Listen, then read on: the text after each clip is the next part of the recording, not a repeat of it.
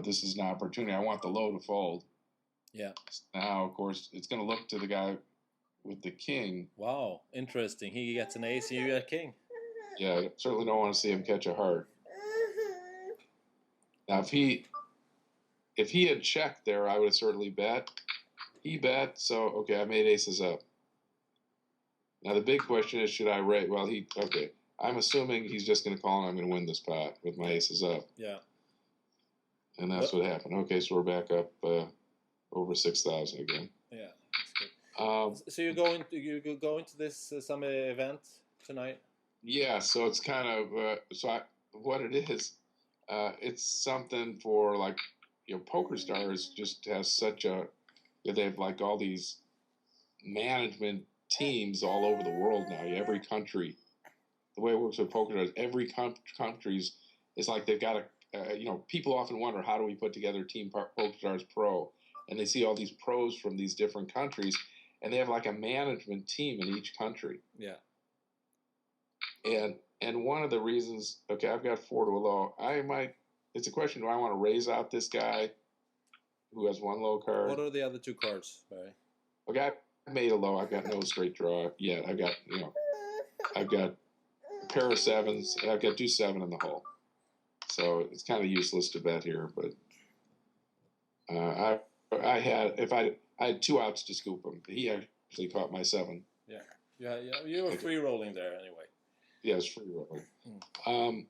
Anyway, they have all these different. Every country's got its own team. Yeah. Obviously not every country, but the larger countries, and I guess they're all getting together for something here in London. Probably a lot of them come in because the EPT London's coming up, and they just want me to go over. I guess just to shake hands, say hi, and a lot of the way it works with Poker Stars, and I assume some of the other online companies, many of the people who work in the company are poker fans. Yeah. They're like people who maybe had marketing jobs at mainstream companies, but then they got an opportunity with the Poker Stars, and they said, well, I like poker, so they played with Poker Stars. I think it's good with these companies that that you get people who know something about poker working for them.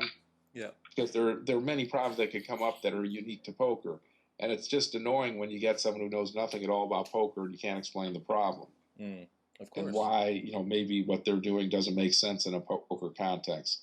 So I've noticed with Poker Stars, we usually have people who enjoy poker, play it a little, aren't professionals at it, but, they at least are into poker somewhat. And that's, and it also helps them enjoy their job. Yeah, of course. Yeah.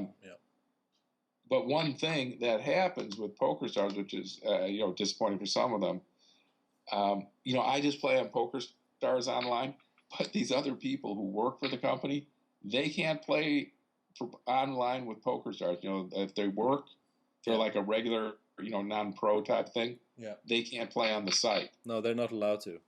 They're not allowed to, for, I guess, security reasons. They wouldn't want something bad to happen later where they found out there was, whatever, someone, we don't have access to hole cards for anyone with Poker Stars, but you just don't want there to be any way that there could have been collusion or whatever, and so they don't let them play on the site. So I guess if they play, they end up playing on some other site, if they, and probably on some European site, because they're most of them are stationed.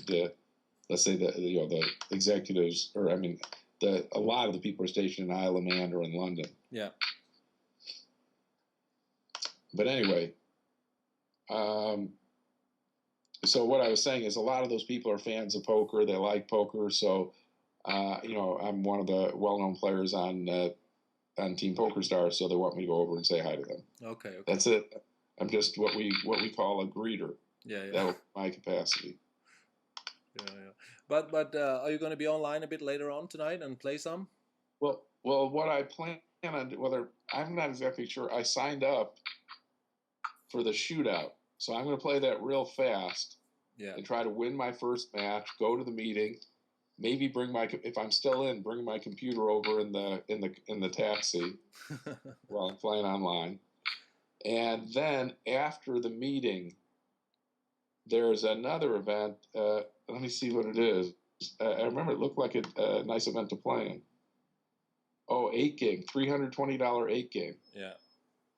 And the meeting is at 9 o'clock London time, and this 8 game starts at 10 o'clock. Does it? Which means no, it starts. Yeah, you're right.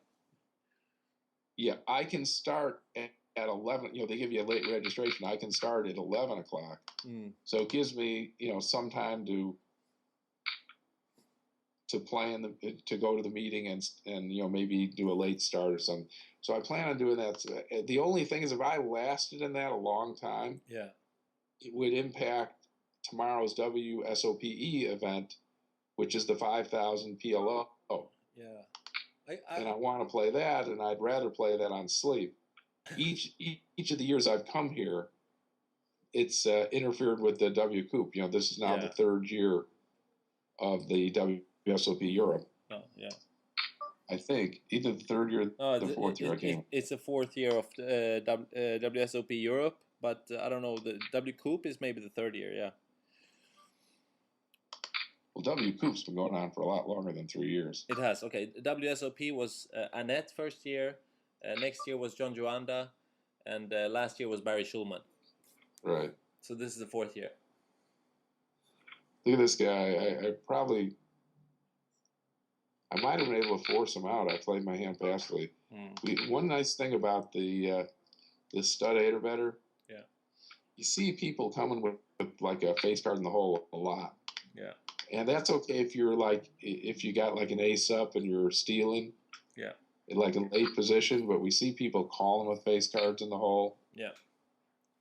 And I like playing against people who call me with face cards in the hole, where they didn't have 3 to a flush, let's say.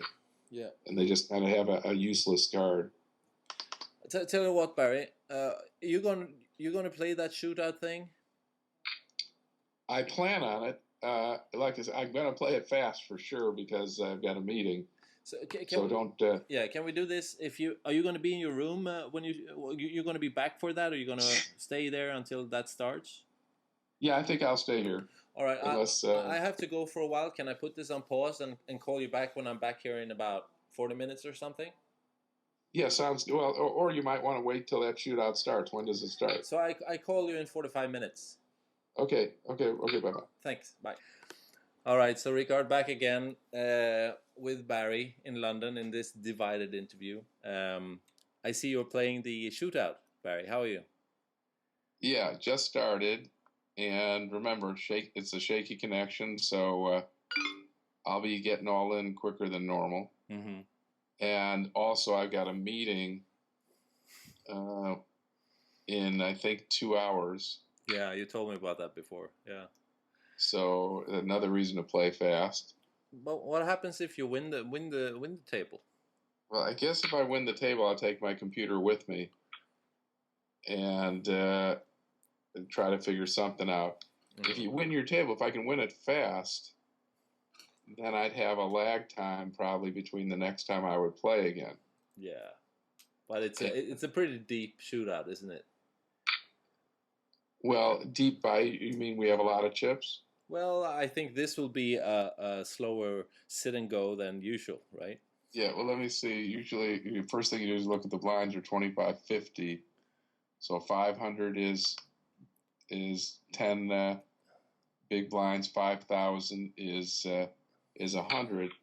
So we're starting with 150. 150 big blinds, but at the next level, that'll probably be down to 75 big blinds. That's not all that much. Things go pretty quickly on the internet. Probably what's more relevant is also how long the levels are. Mm-hmm. And so it says the next level is in 11 minutes. We've been running 8 minutes, so 20-minute levels. That's right. What's turbo, like 10 minutes? So yeah. So 20's. I guess 20 is pretty typical. But anyway, the way I'm going to play it, I don't expect to either last that long, or if I win it, I'd be the first table to win it. Yeah. Because I will be putting all the chips in. I see. I'm watching the table and seeing you got. Which Brenes is that? Is that his son or his brother or something? Umberto's brother? Do you know? I'm assuming it's actually his son because there's a picture with Umberto. Yeah.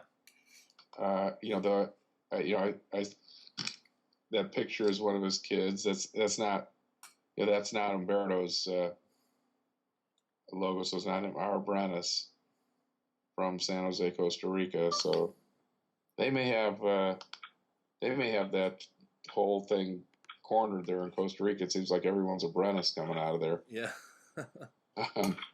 And then was it Nanonoko, if that's the way you pronounce it. I know he's supposed to be a good player. Okay. He's an online PokerStars guy, and there must be someone else known, because in the chat they were saying it was a sick. They always say it's a sick table, I guess, but I'm assuming if it was just me and Nanonoko, that wouldn't be enough to call it a sick table. So probably someone else here is known also. I sort of recognize Gillette, but I'm not sure. Well, you know. Okay, so this is like 895 from the beginning. So you're playing 9-handed down to 100 players. So if you win 2 matches, you'll be at the final table. Right. Yeah, shootouts can be fun. That you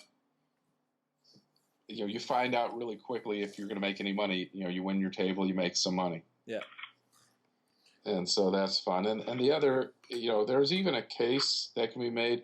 I don't know if you paid attention, but we have some of the high roller tournaments for PokerStars at the live high roller things we've had in shootout format.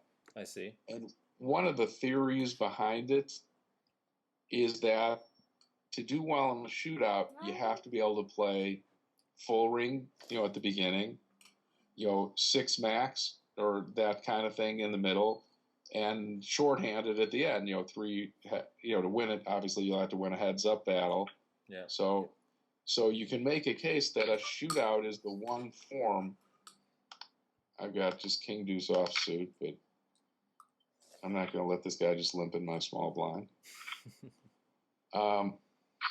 Yeah, let me know if you're playing the hand or what you have. Yeah, so you can make a case that a shootout is the one format where you have to be good at all, all variations as far as table size goes, number of opponents goes. So, so there's that kind of skill involved. Where a regular tournament, pretty much to get deep, you just have to be good at playing full ring. Mm-hmm. And so that's why we see, nowadays a lot of the top internet players that are known for cash games, but they're not known for tournaments. Those guys are often, don't do that well in tournaments because they play so much shorthanded in the highest stakes cash games. That's right. But then they come to a tournament where it's 9-handed, they just don't have the patience for it. I see. Where at least in a shootout, they probably got a better chance to show their skill. It'll get shorthanded pretty quickly. Yeah, so-called action junkies rarely do well, actually, in multi-table tournaments, right? Yeah. You just don't see it that much. Like I said, because they just aren't going to want to sit there. Mm-hmm. I told a story that people like when I talked to you before about Isildur. Yeah. I haven't seen him. I assume he's at the WSOP Europe again, but I didn't notice the first day. But that was the first time I played with him live, and not only did he not really seem to be that patient, but he had his laptop with him, and as I said before when we did an interview, he had the thing turned on even when he had all his chips in the middle. He wasn't waiting to go bust out. He was afraid he'd miss some hands online. Waiting for the dealer to deal. So, as we've seen, Isildur is a real action junkie. Yeah. And I'm assuming he plays on stars under some name. I don't know what his name is. He's been trying to keep his anonymity. Yeah. Because he lives in a country, even though, he probably lost money last year. You know, he lives in a country that doesn't want to let you declare your losses against your wins, which is, you know, obviously absurd. Yeah, I mean, both you and me know who he is, and I've been asked a lot who he is, and I tried to do interviews with him. I even told him that I can do one of those interviews, like the mob interviews, where you do like a shaded face and disrupted voice and all that, but he wasn't up for it. Yeah, well, I probably because he's been advised that it's just not worth it for him at this point. No, but he's smart enough to know that. I know. I mean, you know, so many of us. I have a hand here. I have ace-deuce offsuit, and I raised in the cutoff. When there are antes involved, that's fine. Without antes, that doesn't seem to be as a mandatory raise because you're really not picking up that much. Oh, that's right. But since I'm trying to play fast, you know, that put it into my raising category. Well, you're split third on the table, I think, in the ship count. Yeah, well, at this point, nothing much has really happened. No. I think even if you try to play fast, if you come reaching the heads up, that meeting is going to be in trouble, I think. Well, actually, I'm meeting people. I'm not. You know, it was a last minute thing where they invited me because they found out that I was in London. So, and okay, now here I've got 2 6s. How do we play so that? Normally I would call, but I'm going to 3-bet it up to 500. Okay.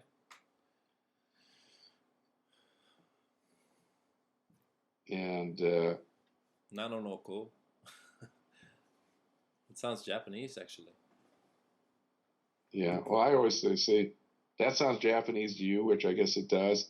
I see nano, and you know, I'm a computer guy, so I think nano seconds and stuff like that. Yeah. Okay, so a pretty decent flop for 2 6s here. Absolutely. And I'll just bet 550. What is he going to do with 2 7s here, you think?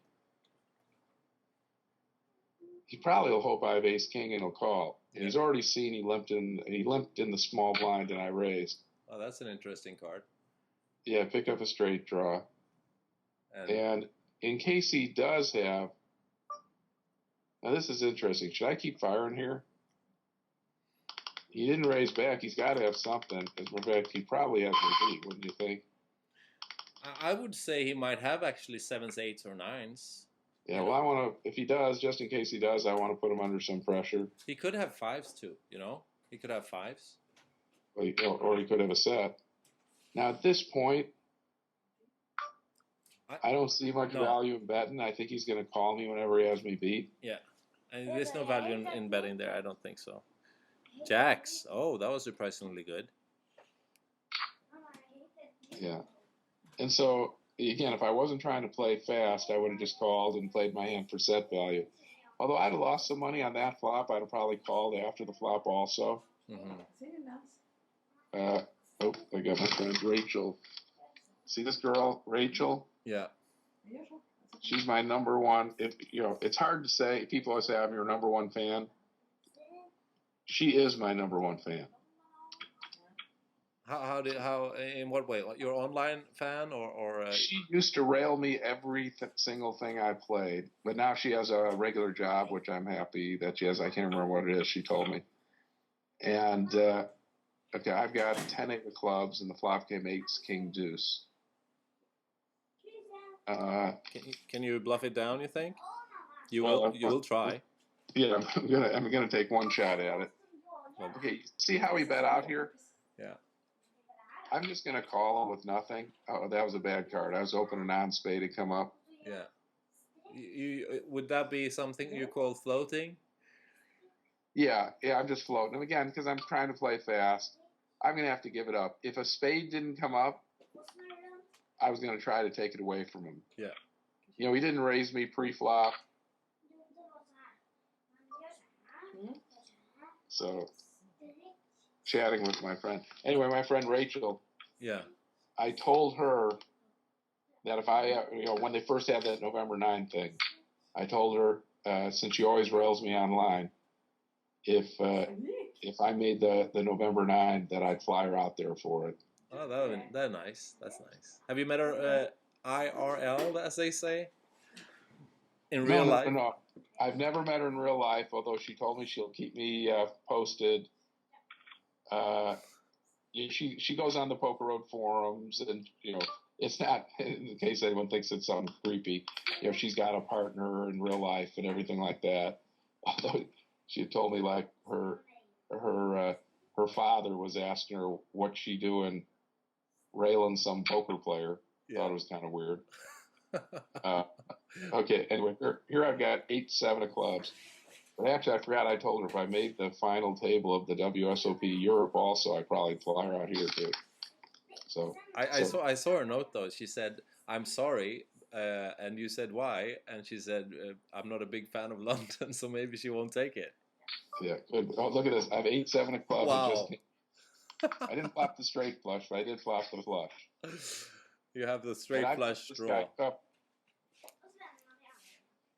So when he bets here, remember he 3-bet. He's probably going to bet. He probably has a big pair. Okay, he already bet half his chips. Yeah. So it really doesn't make sense to just call. Now you might as well get it in there.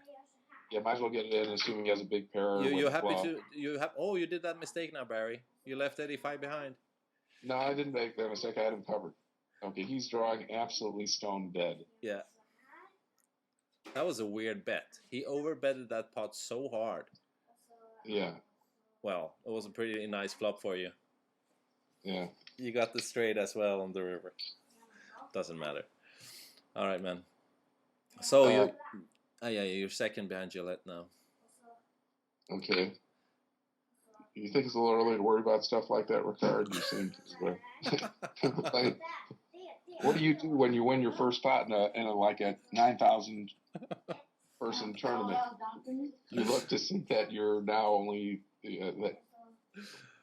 I don't know. I just keeping track. This Rachel, how long has she been railing you online? Ever since I've started playing on PokerStars as a pro. That's a while back. Okay, now I've jacked 7 of clubs, and I flopped a jack. And Mildred, 53, checked. I'm going to bet here, and I assume I'm going to take it down. Mm-hmm. Yes. Now I have ace 8 of spades, another playing hand. Oh. That's my family in the background here making. Sorry. No, that's nice.